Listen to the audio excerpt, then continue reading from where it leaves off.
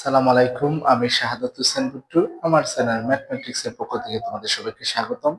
প্রিয় নবম দশম শ্রেণীর শিক্ষার্থীরা, আজকে আমি তোমাদের 3.1 6 নাম্বার অঙ্ক নিয়ে আলোচনা করব, যেটা হচ্ছে অনেক বেশি ইম্পর্টেন্ট। তোমরা একটু দেখো। এখানে হচ্ছে যে দেওয়া আছে 2x প্লাস 1 2/x সমান 3 হলে এত এর মান নির্ণয় করব। হ্যাঁ, এত এর মান কত আমাদের বের করতে হবে। প্রথমত আমরা এটা জানি হচ্ছে এটা কি স্কয়ার প্লাস বি স্কয়ারের অনুসিদ্ধান্ত পড়বে। হ্যাঁ, আমরা জানি প্রথমত স্কয়ার প্লাস বি স্কয়ারের অনুসিদ্ধান্ত। প্রথম অনুসিদ্ধান্ত হচ্ছে স্কয়ার প্লাস বি স্কয়ার সমান a plus B whole square minus 2ab। আরেকটা 2 নাম্বার অনুসিদ্ধান্ত হচ্ছে যে স্কয়ার প্লাস বি স্কয়ার সমান a minus B whole square plus 2ab।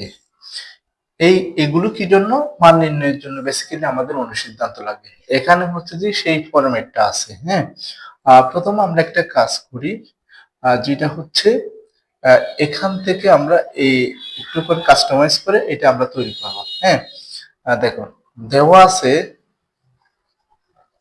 আছে কত 2x plus 2/x equals to 3।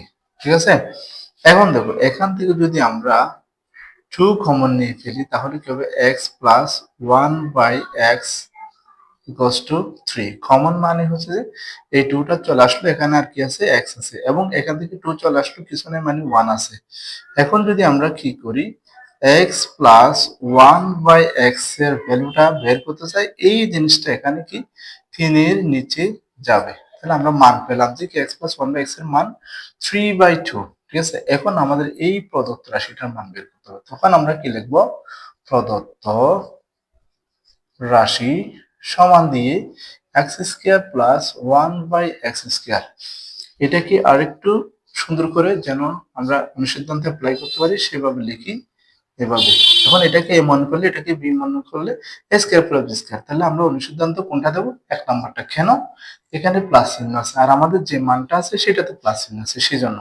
তাহলে a plus b whole square minus 2ab, এটাই হচ্ছে আমার অনুসিদ্ধান্ত। এখন এটার মান কি আমরা যে পাইছি 3/2 হোল স্কয়ার মাইনাস এটা চলে যাবে এখানে, এখানে 2 এখানে লিখবো কি মান বসিয়ে। ঠিক আছে, এখন দেখো, এখন এটাকে 3 কে বর্গ করলে কত হবে? 9, আর 2 কে বর্গ করলে কি হবে? 4। যেহেতু এটা উভয়ের উপর আছে তাহলে উভয়ের উপর কাজ করবে, তাহলে এখানে আছে 2। ঠিক আছে, এখন হচ্ছে যে আমরা কি করি, আমরা লসাগু নিলাম 4, এখানে 9 মাইনাস এটা হচ্ছে 4 দুগুণ কত? 8। তাহলে 9 থেকে 8 গেলে কত হবে? 1। তাহলে 1/4।